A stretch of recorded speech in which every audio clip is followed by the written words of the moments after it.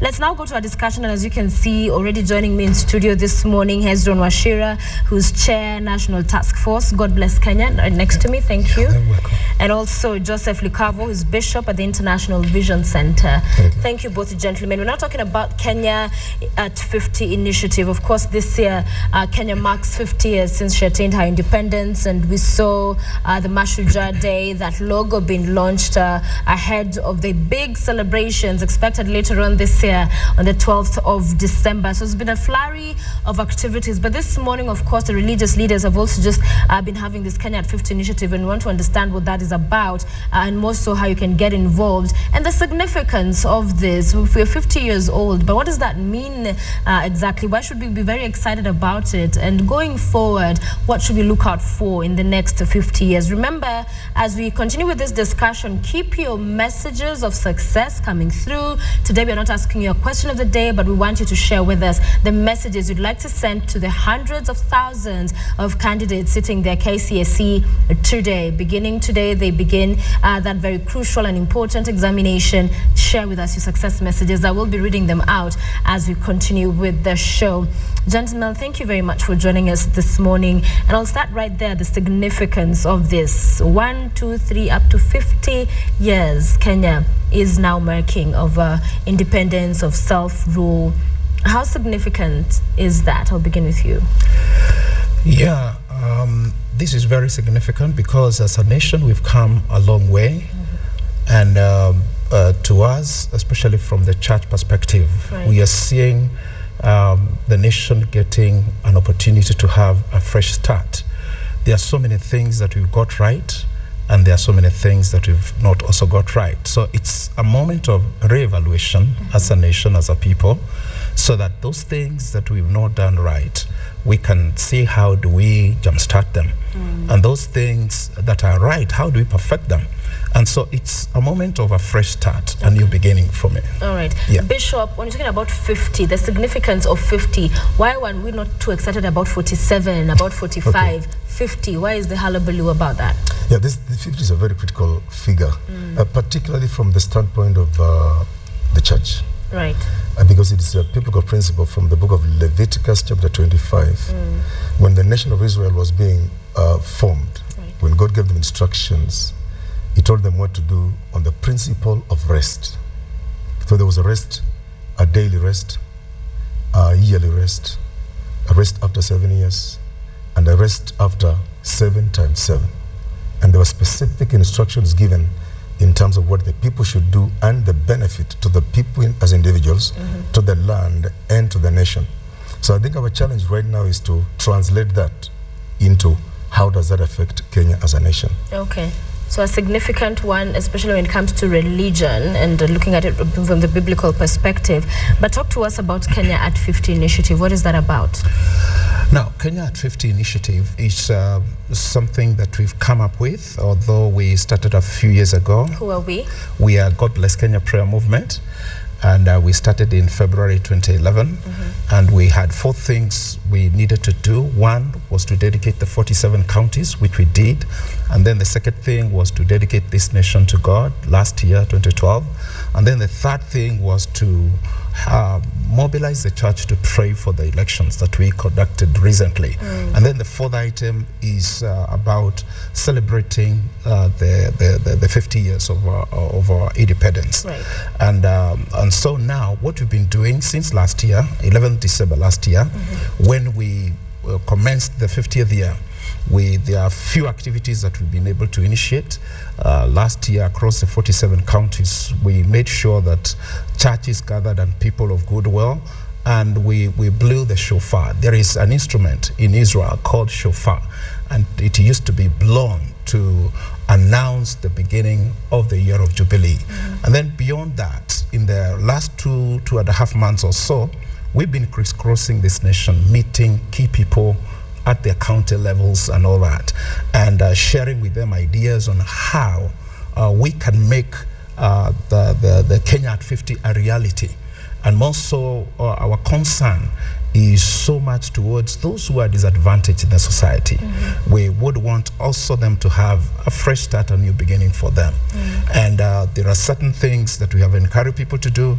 We are telling every Kenyan, not just within the church, can we make a difference in somebody's life, especially that life that has not been so advantaged in certain areas. And so we've been moving around, and so far counties are already mobilizing their networks so that they can do something about the celebrations that are coming. And looking forward, there are still a few things we are looking forward to. We are also looking forward to partner with the government, what the government is also doing about the same. We don't want to compete, we want to complement each other. Okay. Yeah. So at this point, you've not been working with the government with their initiative and their plans as regarding this 50 years celebration? Yeah, so far we've not integrated, but plans are underway to integrate what the church is doing and what the government is doing. Okay. And how big is this effort in terms of just the kind of people you're reaching out to, your work on the ground? How is it being felt and being received by everybody around the country? Yes, Sophia, this is so critical. You see, the document we hold in our hands is a document prepared by Christian professionals and the clergy, translating biblical principles into practical things that can affect every citizen of Kenya, irrespective of the religion or the denomination. Okay. For example, 50 basically is supposed to be a Sabbath. A Sabbath talks about rest. In normal English is rest. Yes. So there are principles of rest.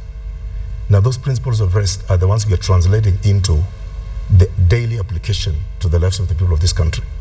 Now, so there is an aspect we are addressing the people on those principles.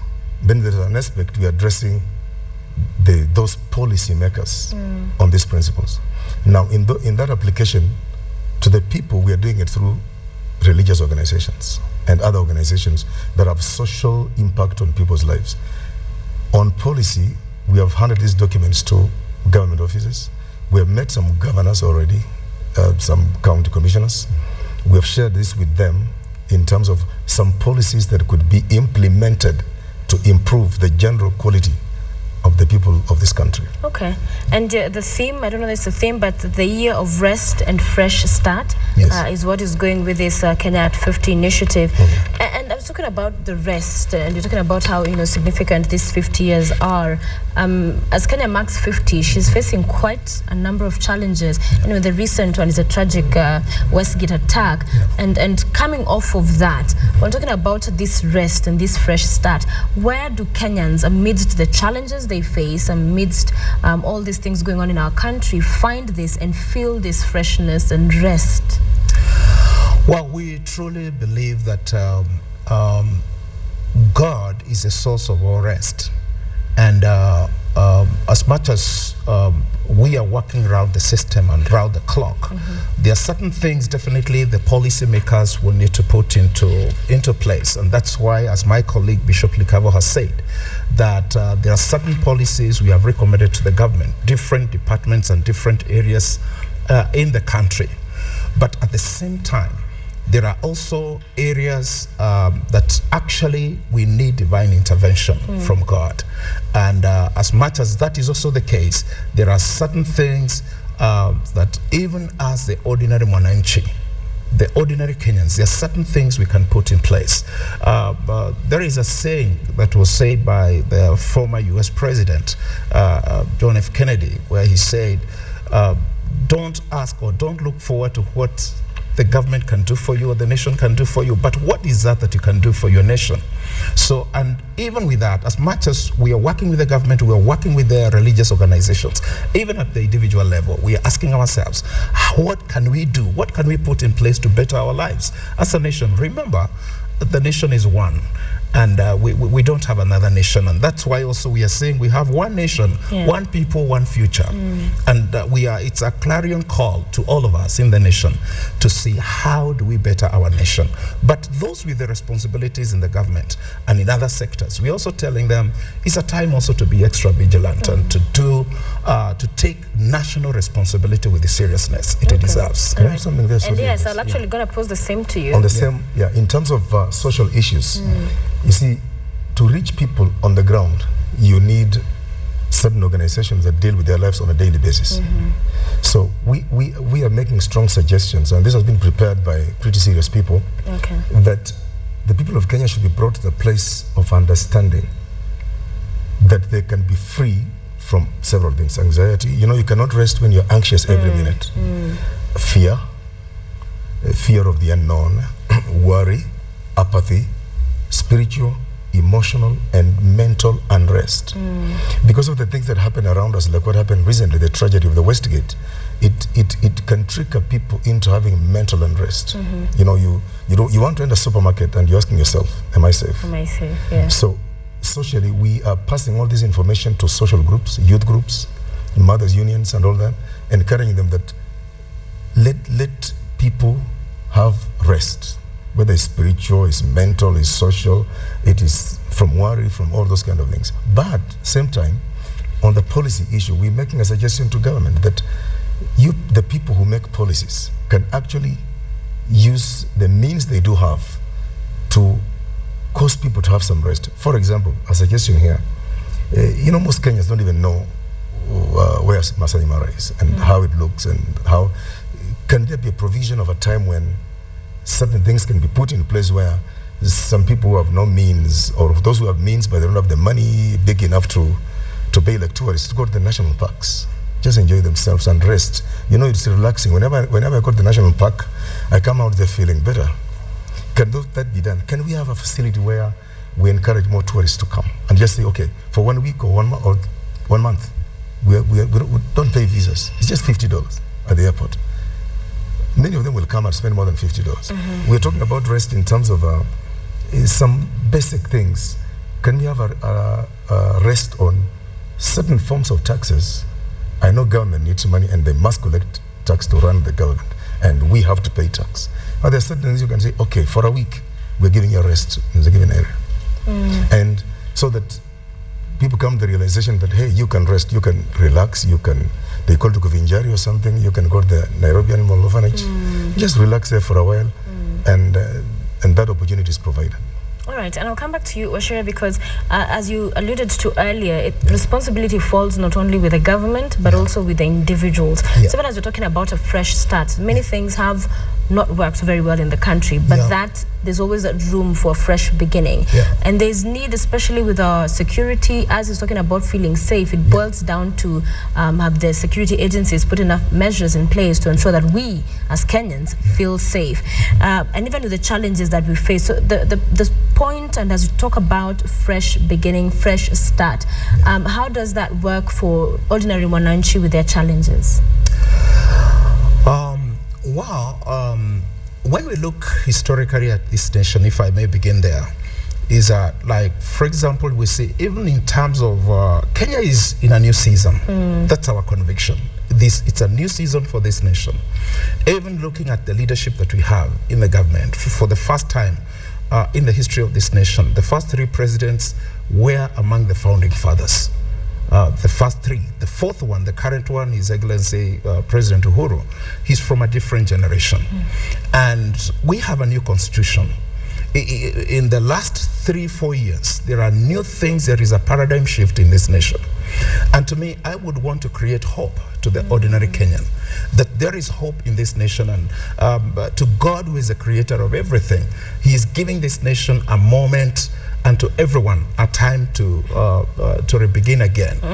And to the ordinary Mwananchi, I would want to talk to the ordinary Kenyan there, that even then, there is a better tomorrow. And there are certain things, those of us in the neighborhood, those of us that can do something even about our neighbor, those kids that have not gone to school, those people who are sleeping without food, those who don't have a shelter over their head. We are seeing it's a moment, especially the church. There is so much that we may be able to do, even to our less privileged citizens. Right. And that is the gist of the matter. As much as we would also want the government to look at it critically, that where is it that the ordinary mwananchi feels a bit oppressed, and where is it that we can relax some issues so that every citizen is able to enjoy the privileges or the resources that we have as a nation and as a people. Look at, for example, education, for instance, health. Those basic things, water, provision for water. Like when you go to some parts of this nation, women take so long to get just a little water for their consumption at home. These are some of the things we are recommending to the government. Can there be a rethinking, even restructuring of some of our policies and so forth? Because we believe in this nation we have enough for everyone. It's only that could be the distribution and the policies and the way it has been handled in the past. Yeah. It has not been to the benefit of the ordinary mwananchi. All right. Yeah. Bishop, and it happens that the government of the day is called Jubilee. And I'm imagining, even as you champion these efforts, how challenging has it been? It's the year of Jubilee, and all these proclamations, making them whilst going by, it's a year of Jubilee and all those things you talked about spiritually that it means. In a country that's polarized, we have quite a number of people that did not vote for the government of the day. That's called Jubilee. So it becomes an interesting, sticky situation. It would be interesting to know what kind of challenges you've encountered in that. We do appreciate that. Sophia, that has been quite an issue as we travel across this country. Yeah. You see, words, no one has a right to words. Yeah. Words can be used by anybody. And when the current government picked the word Jubilee, we foresaw a challenge in terms of selling the ideas. And some parts of the country, initially, we were not accepted very easily. But because of explanation and making a difference between biblical Jubilee, historical Jubilee, and the Jubilee coalition, and that there's nothing wrong with the coalition using the word Jubilee, is a context in which they took advantage of the context where we are. Yeah. So sharing with the people, we got acceptance along the way. Yeah. Some places were pretty difficult. Yeah. But now we... Yeah, I can imagine, because you're there saying, this is the year of Jubilee, and they're like, excuse me? It must have been quite a challenge. Yeah, it has been, as he has alluded in some, especially when our recent travel across the nation in different regions, depending on their voting pattern, to be honest, how they voted in the last elections. At first, they were a bit apprehensive, but when we put our case forward, and you see, we are not coining the word Jubilee now. Actually, even as a prayer movement, we started talking about Jubilee in 2011. So actually, the Jubilee Coalition, I think, came early this year or late last year. And actually, we had already rolled out our materials, had already the name Jubilee, and we don't think there is a replacement from the biblical perspective of the terminology Jubilee. All right. All right. As our time winds down, and I want you to finally, even as we wind up, talk to Kenyans who are watching as Kenya marks 50, and what your plans are and the message you want to pass out there. A very disconcerting story, something that has been happening at the coast over the last very few days. I think 2 pastors have been killed, and it's something we're talking about earlier with one of the editors in our newspaper review. Is worrying. It's a worrying trend, because truth be said, there seemingly are efforts to bring tensions. They've been there, but on a very minimal level, but get them to escalate. That is between the Muslims and the Christians. Your thoughts, Bishop, on what's happening over there at the coast? Yeah, we do want to appreciate the fact that this is happening. And number 2, it's not necessary.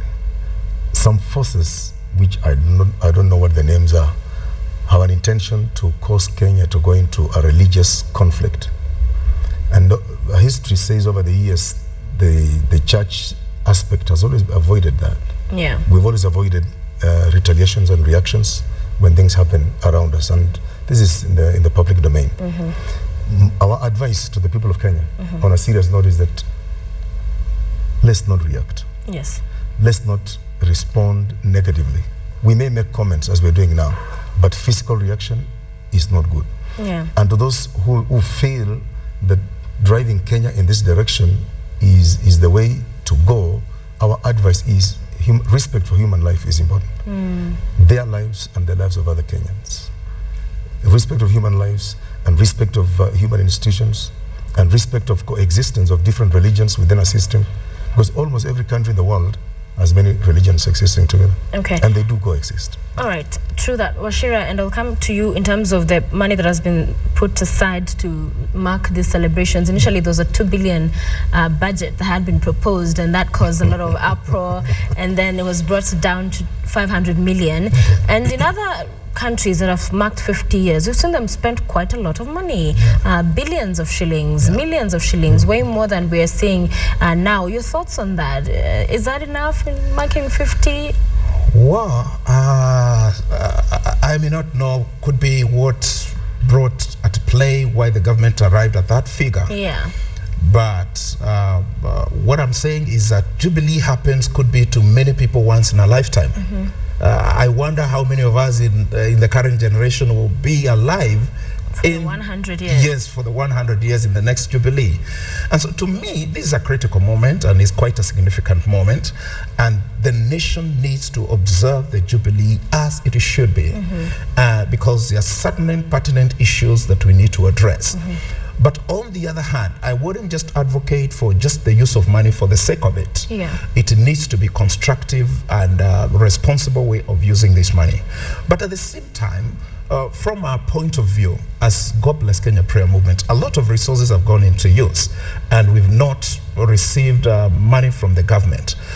We are still saying that even the other stakeholders and so forth, they can still come in and say, what is this that we can do for our nation?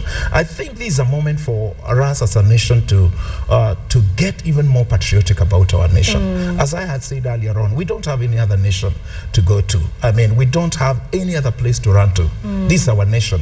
And I think future generations should judge us right, that in our moment, in our generation, we did what was right. Okay. Yeah. I'll now allow you both to just give your final remarks. And I like what you said, Washira, there on the issue of that this is our country. We have nowhere else to go. We have a show every Thursday and we're always talking about our country and different conversations around this country. And the bottom line is always that no matter what is happening in the country, this is our country and there's nowhere else to go. But as we wind up, Bishop, just your closing sentiments. Kenya has come this far. I'm sure you've been around for a while. I don't know for whether it's 50 years or more, but you've been able to watch this journey in the country. And of course, there are many dreams, the Kenyan dream. Many have aspirations, desires, where they want in their own personal lives, and even as a country, of course, continually being peaceful and developing. What would be your closing and final remarks? Sophia, my final remarks would be this.